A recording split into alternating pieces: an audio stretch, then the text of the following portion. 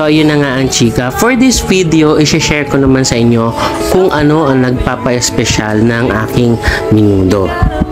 So, pagdating sa kahit anong recipe, kanya-kanya tayo ng technique or secret ingredient how to make it special. So, for me, I make my menudo special by using binlender na pork liver.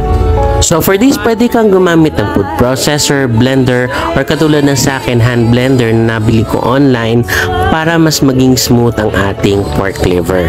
Kung wala kang blender, pwede mong palitan ng atay ng manok para mas madaling pinuhin or chop-chopin gamit lamang ang kutsilyo. Kasi for me, ang paggamit ng fresh na pinino na atay is way better than using liver spread.